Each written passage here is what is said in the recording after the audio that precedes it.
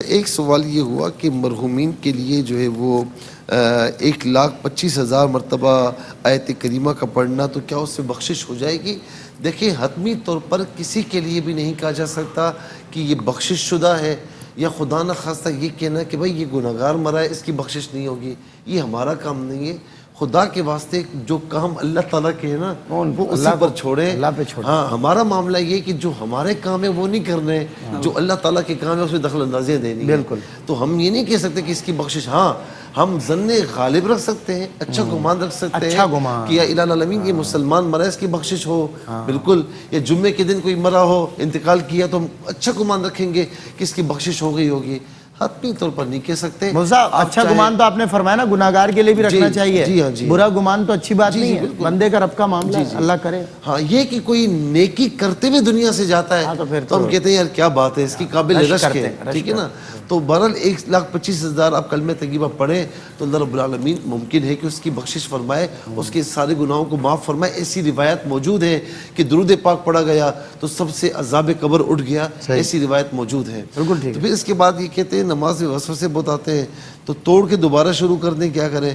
نماز میں جب وسوسے آتے ہیں تو اس کی طرف بالکل بھی دھیان نہ دیں، بالکل بھی دھیان نہ دیں، یہ شیطان کی طرف سے وسوسے ہوتے ہیں۔ تو اس لیے اللہ تعالیٰ کی پناہ چاہیں تو نماز سے پہلے آپ کو نماز توڑنے کی ضرورت نہیں، اس کو پڑھیں، نماز سے پہلے لا حول ولا قوت الا باللہ العلی العظیم پڑھ لیا کریں، پھر نماز شروع کریں، ذرا وضو بھی اچھے طریقے سے کریں، اللہ کی پناہ پکڑیں تو انشاءاللہ یہ وسوسے نہیں آئیں گے۔ ایک سوال ہوا کہ ٹی وی پر اذان فجر ہو تو کھانا، 10 مرتبہ یہ کہا جا چکا ہے کہ بھائی یہ اذان جو ہوتی ہے یہ نماز کے لیے ہوتی ہے، یہ روزے کے لیے نہیں ہوتی، روزے کے لیے کوئی اذان نہیں ہے۔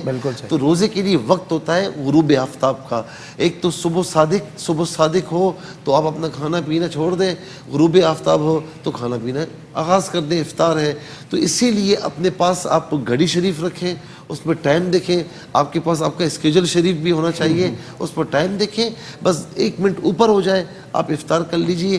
ٹی وی کے چکر میں جائیں گے یا محلے کی اذانوں کے چکر میں جائیں گے تو وہ بعض اوقات اگر خدا نہ خواستہ کہیں آگے پیچھے معاملہ ہو گیا تو آپ کے لیے مسئلہ بن جائے گا، خراب ہو جائے گا۔ اسلام میں جادو ٹوڑنے کی حقیقت کیا ہے، توڑ کیا ہے؟ اسلام میں دیکھیں جادو کی حقیقت اپنی جگہ پر ہے، یہ سورہ فلق اور سورہ ناس اس کے توڑ کے لیے ہی حضور نبی کریم علیہ السلام پر ان کا نزول ہوا ہے۔ بات یہ ہے کہ جادو ہر کسی پر نہیں ہوتا، میں نے ایسے سست آدمی دیکھے کچھ بھی نہیں کرنا، نہ پڑھنا نہ لکھنا، نہ جادو ہوا ہے، جادو ہوا ہے بھائی، ہل نہیں رہا ہوں میں، اور ہاں ہل نہیں رہا، ہاں ہل نہیں پا رہا، اور جادو بھی ابھی نہیں ہوا ہے، 20 سال سے جادو ہے، 20 سال سے میں ہلتا ہی نہیں، کچھ کر ہی نہیں پا رہا ہوں۔ یہ ساری سستی ہے، بلکہ میں کہوں گا کہ یہ جو ہے نا وہ ہڈ حرامی کی نا نت نہیں، مطلب یہ گھر بیٹھے رہنا ہے اور کچھ مطلب حرام کا کھانا ہے، کچھ بھی نہیں کرنا۔ یار جادو ٹوٹے تو مال آئے، نوکری نہیں کرنی، کام نہیں کرنا، بزنس نہیں کرنا، بس وہ جادو ہوا ہے۔ او بھائی میرے سستی ختم کرو اور میدان عمل میں آؤ، کام کرو۔ اچھا اب میں یہاں پر یہ کہوں گا کہ بعض اوقات ہو بھی جاتا ہے، وہ کس طرح محسوس ہوگا؟ آپ سب کچھ اختیار کر رہے ہیں، اسباب اختیار کر رہے ہیں لیکن کامیابی نہیں ہو رہی، تو پھر ہو سکتا ہے کہ جادو ہو جاتا ہے، لیکن یہ 100 میں 1 کو ہوتا ہے۔ بالکل صحیح ہے۔ تو آپ نمازوں کی پابندی رکھیں، سورہ فلق اور سورہ ناس فجر کے بعد 11 مرتبہ پڑھیں، اب آخر 3 بار درود شریف کے ساتھ پڑھ کے اپنے اوپر دم کریں، دم کے اب پانی پئیں، پانی کو گھر کے چاروں کونوں پر چھڑکیں، 11 روز تک کر لیں، انشاءاللہ ختم ہو جائے۔ بالکل ٹھیک ہے۔ اور میں ابھی پسے پردہ بھی مصعب یہی بات کر رہے تھے جو آپ نے جادو ٹونے والی بات کی نا، میں نے کہا مجھے ہمارے شعبے میں ایک بزرگ ہیں وہ کہنے لگے کہ مجھے خوشی ہوتی ہے کہ آپ دیگر کاموں میں اپنے چھوٹے موٹے کاروبار معاملات میں لگے رہتے ہیں اور اس سے آپ کو نتائج بھی آتے ہیں۔ تو میں نے کہا لیکن مجھے دکھ ہوتا ہے کہ آپ ان کاموں میں نہیں لگے رہتے۔ تو انہوں نے کہا کہ وہ تو یہ تو ساری نصیب کی بات ہے۔ میں نے کہا نصیب کی بات نہیں ہے، اللہ تعالیٰ اس قوم کی حالت نہیں بدلتا جو اپنی حالت بدلنا نہیں چاہتی۔ تو بہرحال اللہ نے ہاتھ پیر دیے ہیں، شعور دیا ہے، محنت کیجئے، کوشش کیجئے، اللہ تعالیٰ آپ کو بھی 2 جہان کی برکتوں سے مالا مال کرے۔ اچھا ایک سوال یہ ہوا کہ سود سے کیسے بچا جائے؟ میں مبارکباد پیش کرتا ہوں بھائی کو کہ انہوں نے یہ سوال کیا کہ سود سے کیسے بچا جائے۔ توبہ کی طرف آ رہے ہیں، ویلکم کریں گے۔ ہاں لوگ تو ہمارے پاس آتے ہیں کہ اس سے کوئی راستہ نہیں ہے، کوئی راستہ نہیں ہے جو ہمیں بتایا جائے۔ دوسرا مصعب کوئی توبہ کی طرف آ رہا ہے اسے ہم ویلکم کریں، ہم کیا کرتے ہیں کہ 900 چوہے کھا کے بھی نہیں بھائی ویلکم کریں اس کو، ماتھا چھوئیں۔ میں بہت زیادہ اپریشیٹ کرتا ہوں کہ جو یہ کہے کہ گناہوں سے کیسے بچوں، سود کے کیسے بچوں، سود سے کیسے بچوں، آج کل کہتا کون ہے؟ صحیح بات۔ تو میرے بھائی اللہ رب العالمین آپ کو بچائے گا بالکل۔ ایک تو یہ کہ اپنے مسلمان بھائیوں کو نفع دینے کا سوچیں کہ میری ذات سے ان کو نفع ہو. آپ نہ سود دیں گے نہ لیں گے, پھر اللہ کیسی برکت دے گا یہ بھی بتائیں. اچھا دوسری چیز کبھی بھی سود کا لین دین کا خدا نہ خاصا دل کرتا ہے نا, تو آپ لوگوں کو قرض دیں, اس سے قصر نفسی بھی ہوگی, اور جب پیسہ نکلے گا نا قرض کی صورت میں تو پھر انشاءاللہ آپ کا دل جو ہے وہ سود کی طرف نہیں جائے گا. کیوں کہ سود جو ہے وہ لوگوں کو تکلیف دیتا ہے, اور یہ صدقہ جو ہے یہ قرض وغیرہ یہ لوگوں کو سہولت دیتا ہے. اور اس کے علاوہ دعا مانگتے رہیں کہ اللہ رب العالمین آپ کو سود سے بچائے, کاروبار کی طرف آئیں, بزنس کی طرف آئیں. انشاءاللہ یہ تمام چیزیں, کیونکہ سود کی طرف پتہ ہی کون جاتے ہیں, جو گھر بیٹھے ہوئے ہوتے ہیں, جو بیٹھے بیٹھائے کام کرنا چاہتے ہیں نا, کہتے ہیں کہ گھر بیٹھے بیٹھے لاکھوں روپے آئے بغیر عوض کے آئے, تو یہ وہ لوگ سود کا کام کرتے ہیں. تو آپ اگر ایکٹیو رہیں گے, اپنے کاموں میں رہیں گے, بزنس میں رہیں گے, تو انشاءاللہ سود کی طرف بالکل بھی نہیں جائیں گے. اور سب سے مین چیز دعا کرتے رہیں.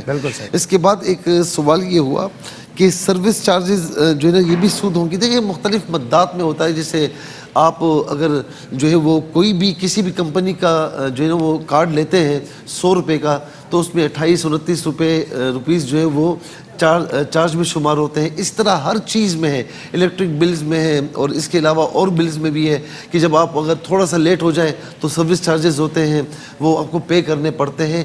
تو علماء کرام کے نزدیک یہ سود کے ضمن میں نہیں آتے. یہ سروس چارجز ہوتے ہیں, اچھے ہیں برے ہیں, اس پر ہم بحث نہیں کرتے, ہونے چاہیے نہیں ہونے چاہیے اس پر بحث نہیں کرتے کہ عوام الناس کے لیے یہ خرابی کیا ہے, لیکن بہرحال یہ سود کے زمرے میں نہیں آتا. اچھا ایک سوال یہ ہوا کہ ایک رکعت جو ہے وہ سورج طلوع ہونے سے پہلے پڑھی, اور جب دوسری رکعت آئی تو سورج طلوع ہو گیا. اسی طریقے سے عصر جو ہے ایک رکعت جو ہے نا وہ غروب ہونے سے پہلے پڑھی, اور جب دوسری رکعت پڑھی, دوسری رکعت میں تھے تو سورج غروب ہو گیا. میرے بھائی تھوڑا سا نا اپنی عادت بنائی ہوئی ہے.